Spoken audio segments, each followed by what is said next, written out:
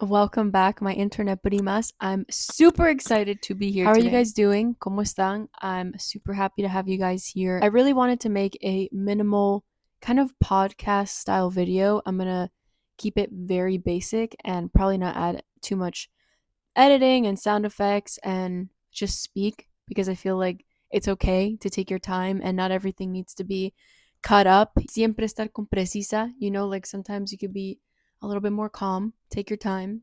Some people do want to listen. I got my little microphone out. I kind of want it to be like a podcaster. Pero de verdad no soy podcaster. I'm just, a girl having fun and answering some questions that I asked you guys on Instagram. Pregunta número uno. I'd love to know all the ways you keep yourself grounded. So we're going to right into it. I'm already going to start this off by sounding crazy, okay? I'm a Sagittarius. I don't know if you guys know that about me.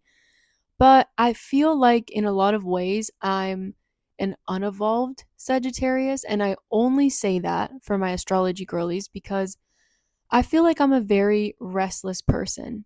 And sometimes that makes me feel great. Like I want to get a bunch of things done and I feel super motivated. I feel inspired. I feel like I know what I want to do and I just want to do it and I just want to get it done. And I don't know, it keeps me going, right? But there are other times where I feel like, girl, I can't catch a break. And when I catch my break, that is like a well deserved break, right? Like after working a lot or just putting in a lot of work in general and always staying busy, I feel guilty about it. Like, I don't know. This is a personal problem that I have. So I only say that to say, especially in the past, I feel like I've struggled with staying grounded because I constantly just wanted to keep going. And the thing is, we're going to be here for a while, okay? And every day does not have to be a to do list. Every day does not have to be, what can I get done? I need to be super productive. Like, girl, sometimes we're just here to live. Like, you make your purpose in life, you prioritize the things that are important to you, and you go from there. So, staying grounded to me as of recently is truly taking my time, doing things sin precisa, like taking my time, not feeling guilty about taking my time. I don't care if people are honking at me and beeping at me.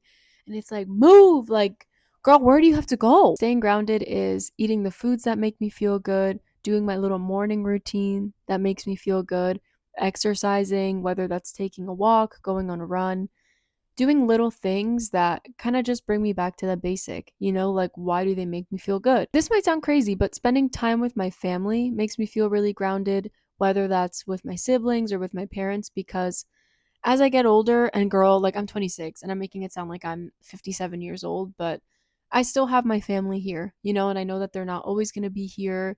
And here I go being emotional y dramática, pero en serio, like my family's not always going to be here and I'm not always going to have them. So anytime I get to spend a moment with them, and whether it's, we get food or just hang out and chill, just their presence is very grounding to me because I'm like, I know you, you know me.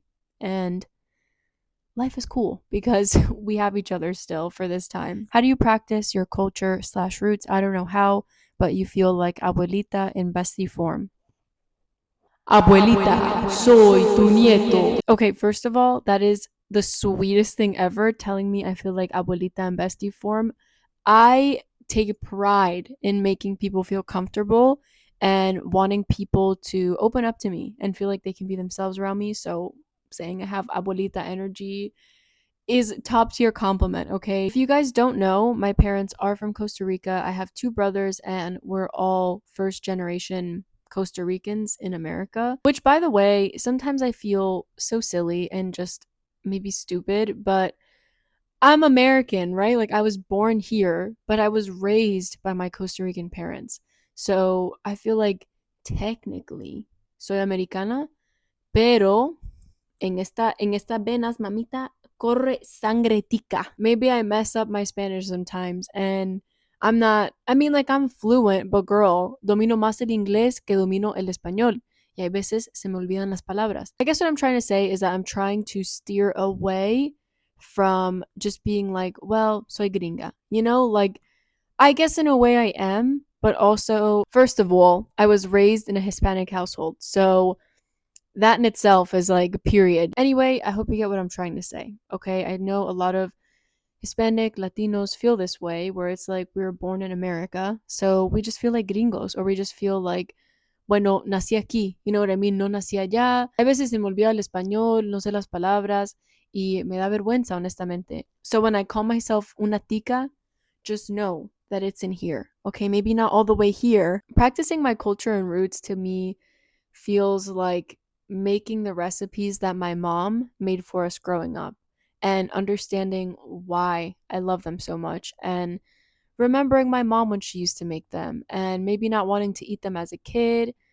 And I don't know, I feel like I'm gonna cry. Just feeling thankful that there are recipes to be passed down. And maybe when you're a kid, you don't realize the importance of culture. It's not something you really think about. And I feel like growing up and seeing my parents, I'm sorry, girl, I'm already crying. Realizing that you were raised in a certain household and that you carry these things with you is super important to me. This sounds very silly, but practicing and remembering slang, like Costa Rican slang, I love hearing it. I love when my dad has his daily WhatsApp video call con mi tío Mario, and they just talk shit. They're going back and forth. I'm listening, I'm laughing. Knowing slang specifically from your country is such a funny thing. It just reminds me of who I am and who we are. Costa Rican recipes, okay, tortillas de queso, gallo pinto, and tacos ticos, which might go by a different name, but it's pretty much the brisket filled tortillas, corn tortillas that are rolled and fried, and they're topped with mayo ketchup, salsa rosada, top with that sauce, and then encima de eso le pone repollo, so cabbage.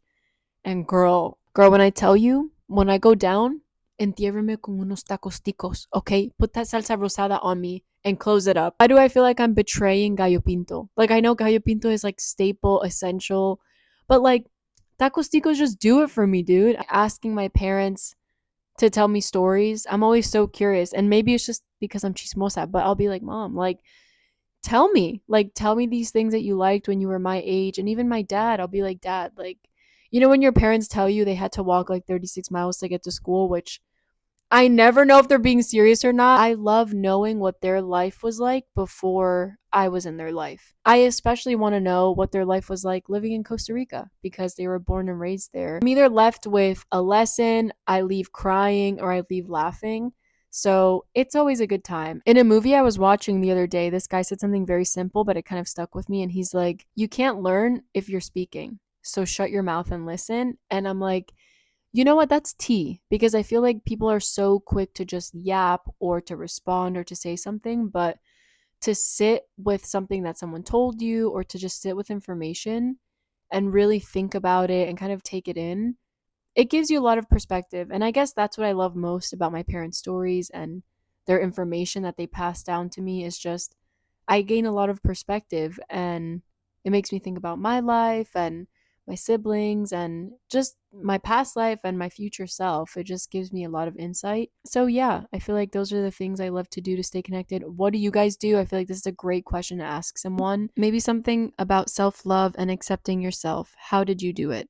I feel like I get this all the time. Okay. People always tell me that I seem like a very calm person, a very emotionally mature person. Like I have my shit together or something. And I'm like, just remember that, like, I don't. The thing about self love for me is that this is something that I don't know, maybe early on I've just been comfortable with expressing myself and I've been comfortable with expressing emotion. And whether that's to my friends, to my family, sorry, I don't mean to touch the microfono too much, but just being real and just expressing emotion. And I think, like, is this because I'm Latina? Like, is it because I just love to be dramatic? But I truly love to express my emotion, whatever it is that I'm feeling. If I'm sad, if I'm angry, if I'm happy, I love letting people know how I feel. And it doesn't even have to be in a my feelings are so important and grand. I just like to let people know how I feel. And whether it's about them, about a situation, about what's going on,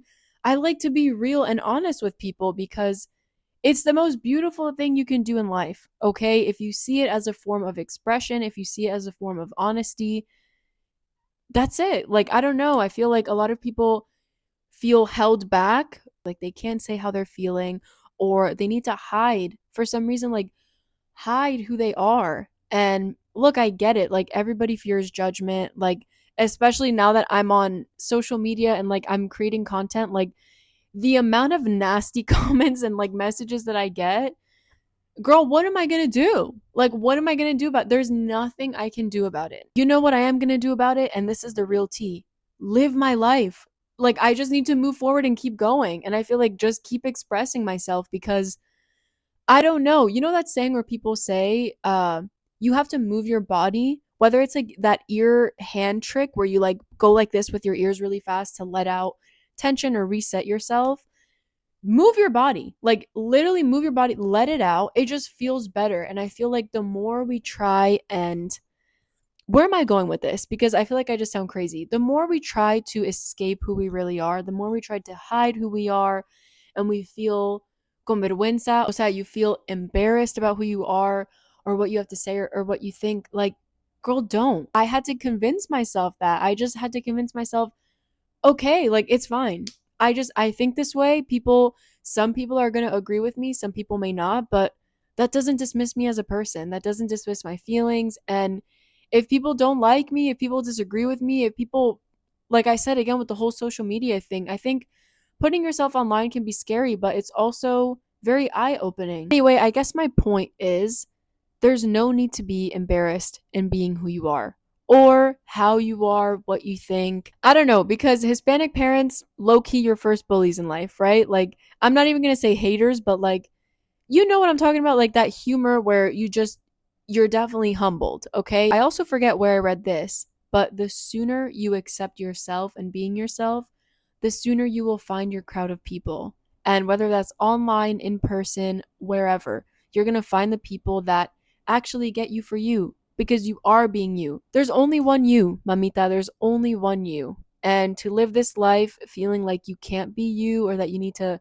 escape and hide from you, it's just so sad to me. And so I feel like I think about that. I think about when I'm 50, I think about when I'm going to be 70 and like, si Dios quiere, you know what I mean? If I make it to 80, but I really think about that and I'm like, how sad would it be to be 80 years old and for me to look back when I was 26 and not say the things I wanted to say? Y le digo esto con respeto because it's not to say go out there and disrespect people and be rude and just crash out. I feel like I've always been this way with my friends too. And if anything, it might be overbearing for some people and like maybe a little bit too much, but I'm constantly telling my friends how much I love them. I'm constantly telling my friends how much they mean to me. And I never want to hold back on that because I'm like, what if today's the last day I see you? To be held back is just too scary for me to not be myself.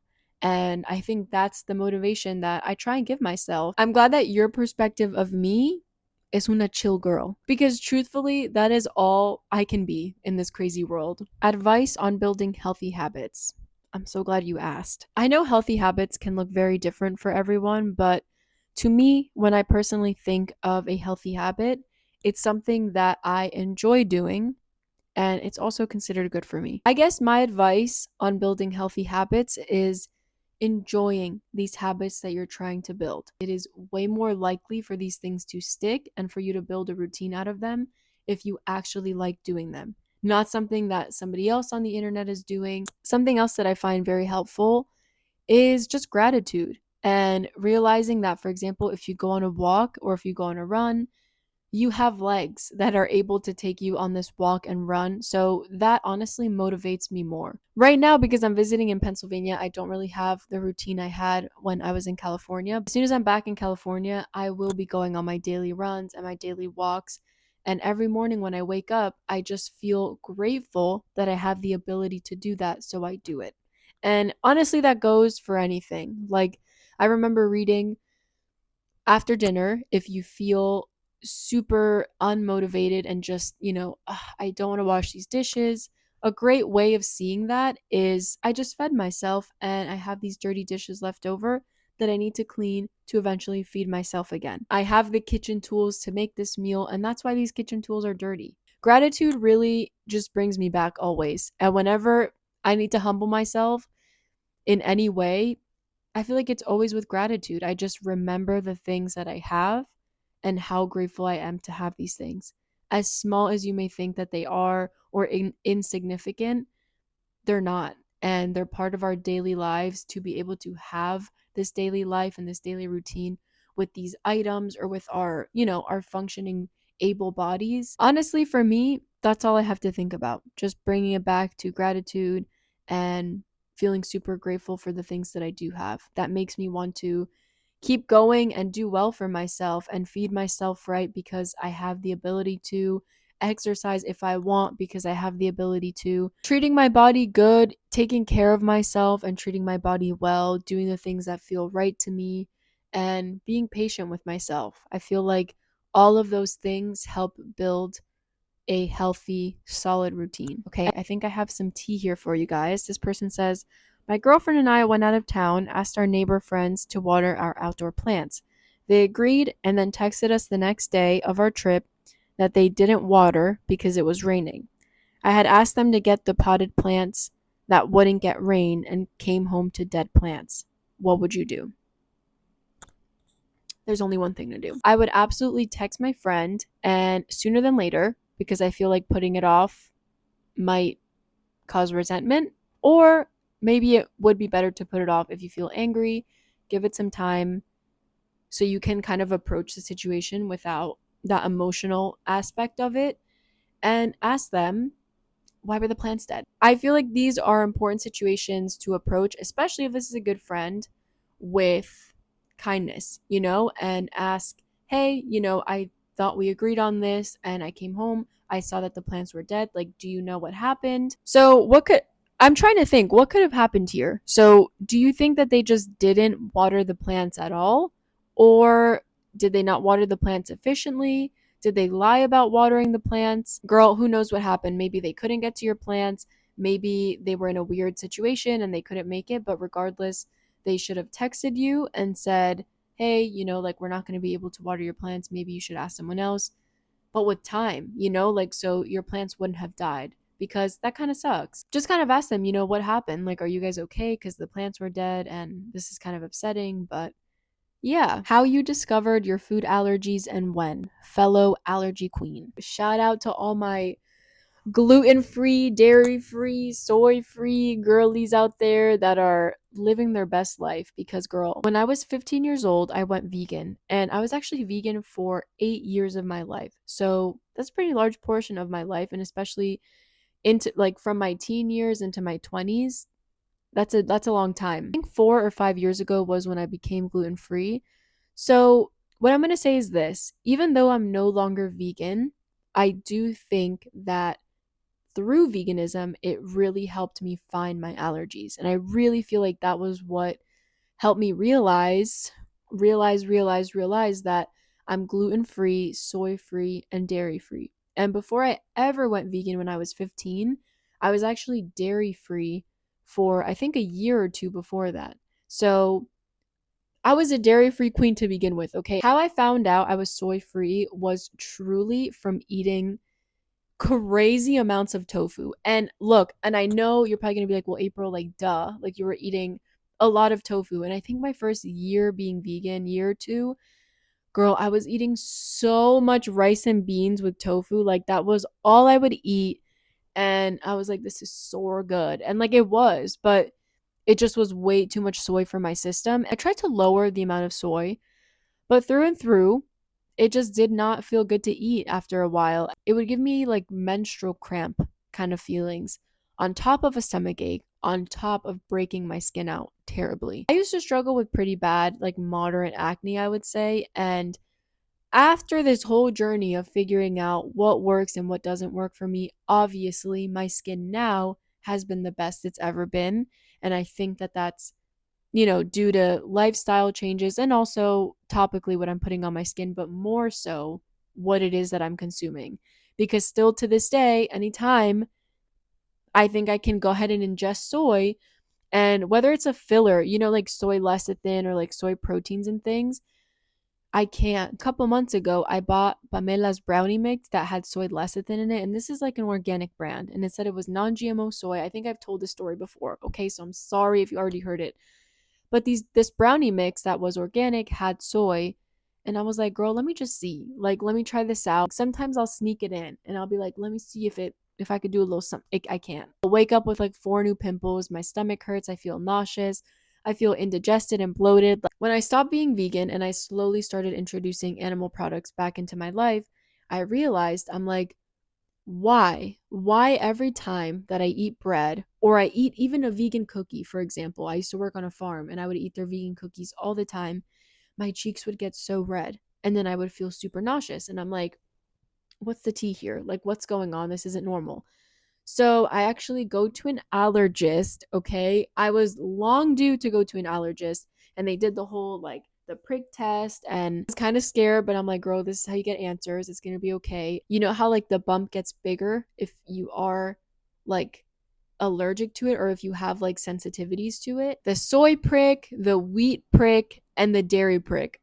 Girl, I was done. You know what actually came up on those results too? Buckwheat, which I was like, girl, what is buckwheat? I'll never forget that day because I actually had Subway for the very last time that day. I had like a foot long sub.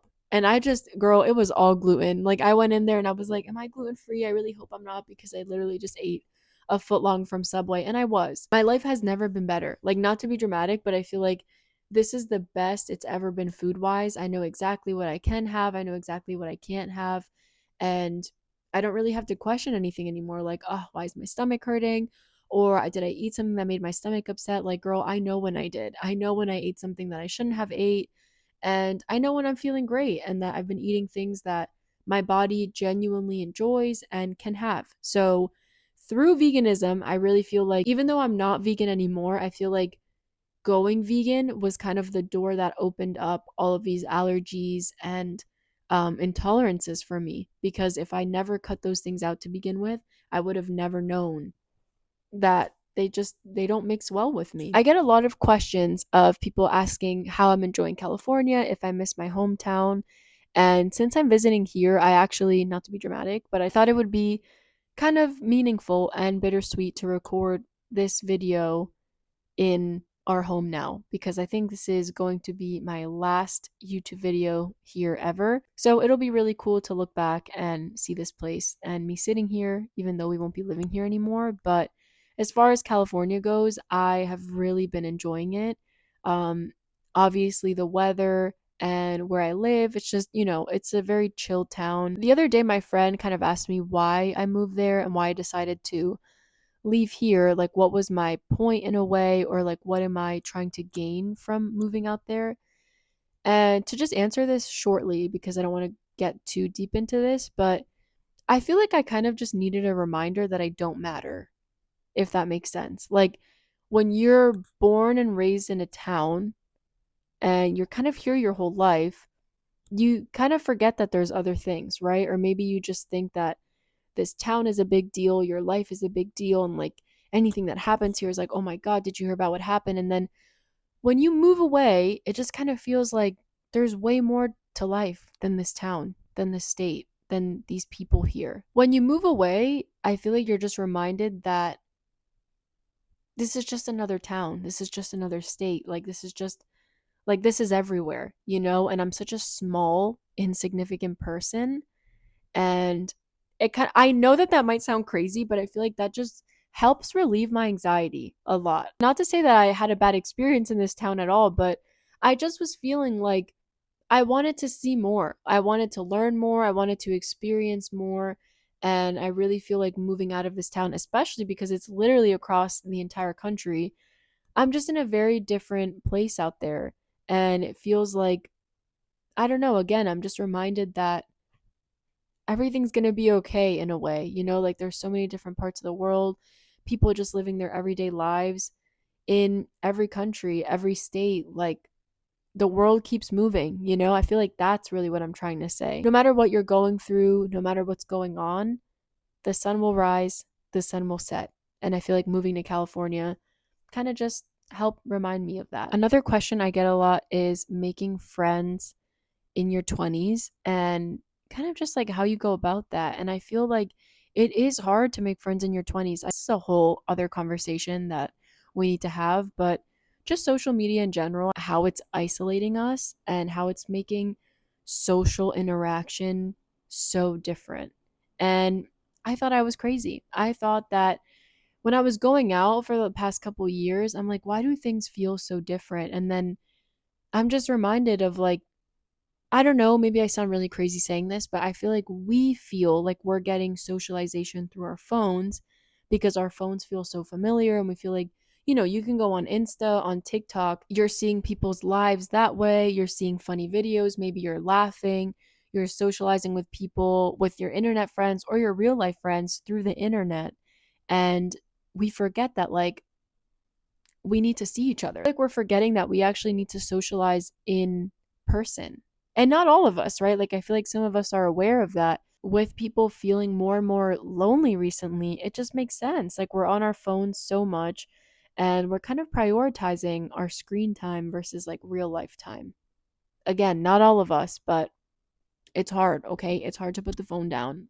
And I'm guilty. If I were to be making in real life friends, okay, it doesn't have to be in real life, but if it was, one, I would go ahead and go to one of my favorite spots. I would go to thrift store. I would go to a coffee shop. I would go somewhere where I probably feel comfortable, right? And like probably find somebody that is doing the same thing as me. Somewhere where I feel comfortable, somewhere where I feel like if I find someone there, they're probably also going to either relate to me or be doing the same thing. Look, I know it's scary to go up to somebody and like either compliment them or tell them how you're feeling about them or whatever. But the amount of times that I've done that and I've been met with, people that are super nice and then other people that are just kind of just like, damn, like, I'm sorry I even complimented you, like I'm just going to walk away now. Look, it's so worth it to go up to someone and be like, I love your skirt.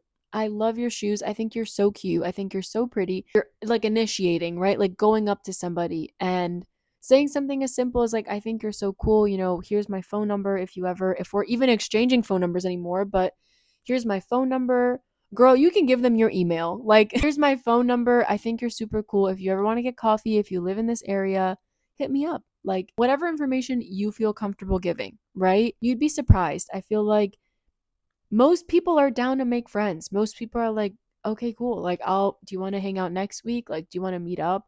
But I also feel like it's scary, right? Like, meeting somebody like ideally it would go well, right? And it's like, oh my God, we both love matcha, we both love thrifting, like dream date. It's also scary to make friends because you're opening yourself up to judgment. I've also read this before where it's like when you're making a new friend, think about it. Like we don't ever just go from like, well, it depends who the person is, but we don't really ever meet someone and initially feel like extremely comfortable with them like right off the bat because think about when you hang out with someone in real life or like one of your closest friends. You can sit in comfortable silence. Like you can either sit there scrolling on your phone, watching a movie, just looking at each other. Like it doesn't matter what you're doing because it's their presence that you've kind of already established.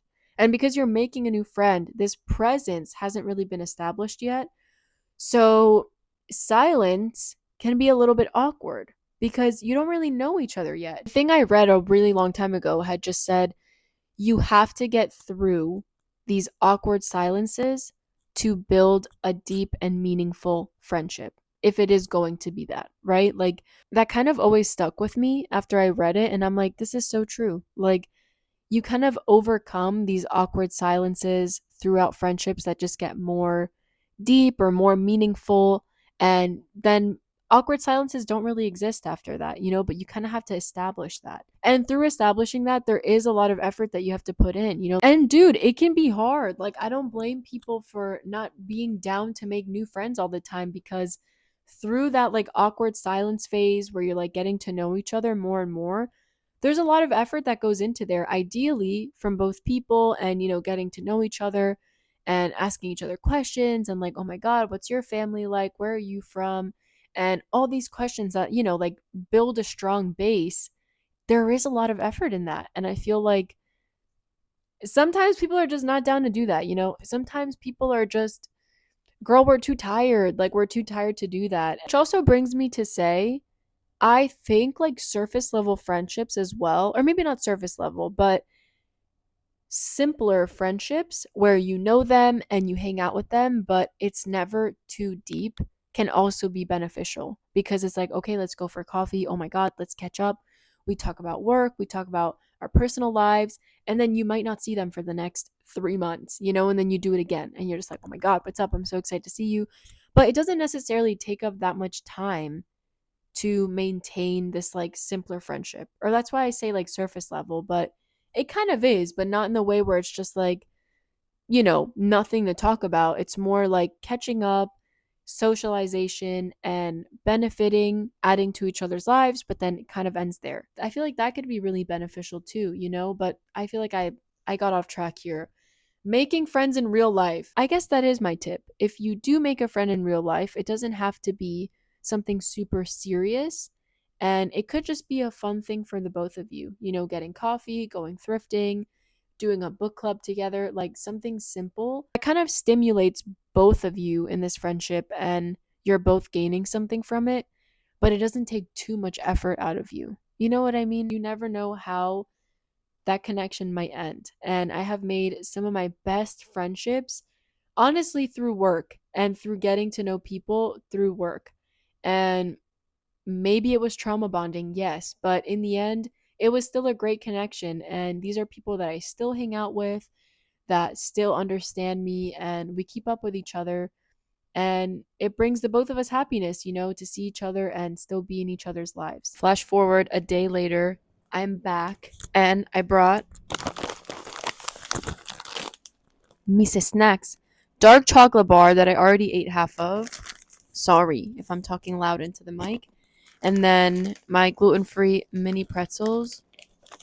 This is a killer combo. We're going to close up this video with, someone says, talk about our cycles/hormones. I got my period when I was in 6th grade, I think, and it was all a very normal experience for me. Like, really thinking about it now, I have been somebody who, as soon as I got my period, although I do struggle with, super painful periods, more so in the past when I didn't really know how to manage them. And over time, as I've grown into a woman, I feel like I've just learned to listen to my body more. I've learned what works for me, kind of like throwing it back to the whole allergy situation. I really feel like I've kind of gotten a hold on this aspect of my life when it comes to food, when it comes to my hormones and my cycle, like the things I'm ingesting essentially and how my body is affected by it. I feel like I'm in a very good place with that right now. Okay, I hope I didn't just jinx that. Diosito, please. And this is not sponsored or anything, but the Flow app, girl, she has truly been my day one. And I feel like the more information I gave and kind of put into that app as the years went by, it got scary accurate. It is scary accurate. Like, there are days where I wake up and I have a headache, and let's say it's like 8, 9 a.m. Around like 10 a.m., I get a notification from Flo, and she will be like, you will probably get a headache today. And sometimes I get scared. I'm like, girl, how did you know that? But then I'm also like, this is years of information that I put into this app. I cannot imagine my life without a period tracking app.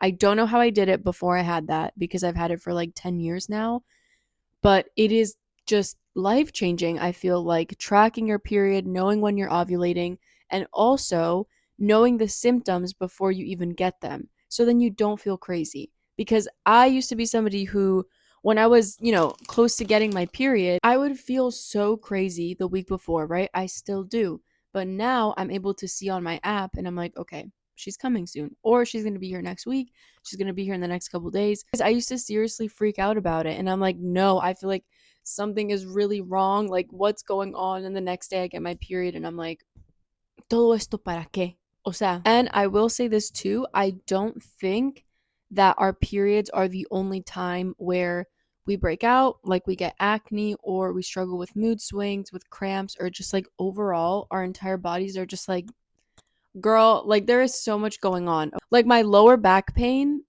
goes crazy the first day or two of my period. And nothing relieves it. Nothing beats a jet too. I end up using my heating pad on the front and the back. Like I have two. I have an electric one that vibrates, and then I set the bigger one on my back, and I just lay there and I think about life because I feel like that's all I can really do on my period. The most helpful things that have gotten me through my worst period cramps and just like overall throughout the years where I feel like I've learned what works, what doesn't work, raspberry leaf tea.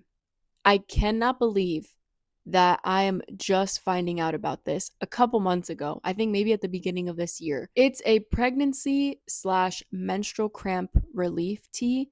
From what I read, okay, I'm not a scientist, no soy doctora, okay, but from what I read, this tea is supposed to help relax your uterus. And I've had a lot of people comment on my videos, mothers, that have had kids, saying that that tea actually helped them go into labor, which insane. Like that is so crazy that a tea could even do that.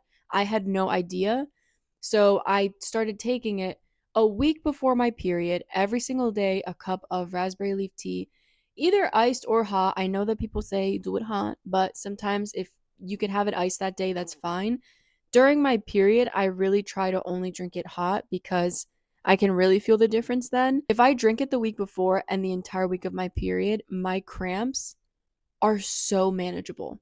And that is coming from somebody, oh my God, sorry. That is coming from somebody who used to pass out from my period cramps. Like, dude, when I tell you, I used to dread my period so bad. Like, I would get so nervous because I knew I was going to pass out. I knew I was going to throw up. I knew I was going to like tirada en el piso, literalmente. Different things work for different people. Heating pads, Advil, Pamprin, Motrin, Tylenol, ibuprofen. Like, girl, I got prescribed naproxen. Like, I had all these painkillers. And like, I'm not going to lie, shout out painkillers, but I hate to feel that I'm taking all these painkillers. And you guys know those memes where it's like when I'm 54 and all the ibuprofen I took when I was younger finally catches up to my liver. Like I'm actually scared of that. I have tried everything, like any painkiller you could suggest, and I cannot believe it. Like raspberry leaf tea so far in my life has been the best thing. You know how there's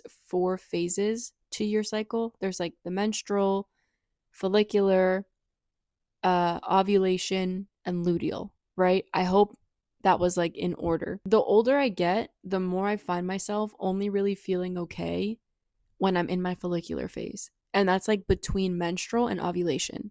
And I feel like the internet makes it seem like ovulation is this magical time where you're just like glowing and everything feels great and you're so beautiful, and I don't feel like that. I feel like when I'm ovulating, I have terrible cramps, like ovulation pain, and I break out. I feel so moody. Like I feel like I don't want to see anybody. I want to stay in my house. Like it's like the luteal phase all over again, except I'm ovulating. Ovulation and luteal phase are the 2 phases where I find myself the most emotional, and I don't want to say depressed, but like, you know what I mean? Just like super pensativa y no quiero ver a nadie, quiero estar sola. I feel so ugly. I feel like Shrek. I want to say the past couple years too, maybe like 2 years ago was when it was the hardest for me, but I kept having this problem with control, right? Over my cycle, over my hormones, and like,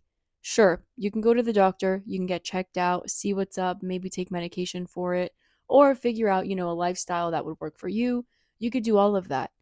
But at the end of the day, your hormones are going to hormone, right? And I feel like something as simple as breaking out before you get your period, breaking out during your ovulation, sometimes I still struggle with this, but I've learned to let go a little bit more. And like, why would I even be hard on myself when my body's already going through these hormonal changes, through this pain?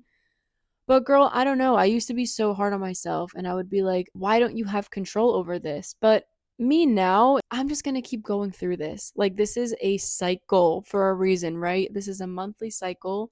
And the more I let go, the easier it is in a way. In my head, I'm like, this is a cycle. It does what it needs to do. And it's not really about me, boo. Like, my body is just doing what it has to do. And I get these side effects because of it. But I can't keep being hard on myself. It is what it is. I just gotta write it out, you know? And again, not to say that if you're having serious symptoms about something that you shouldn't go to a doctor, but what I'm saying is letting go of that, like, I should feel this way or why am I feeling this way? Like, instead of questioning it and feeling bad about it, just accepting that I feel that way and that I'm probably going to feel that way next month. It's normal and it is what it is. Like, all I can do is try and do the things that make me feel better in that moment, for that week, for that time period.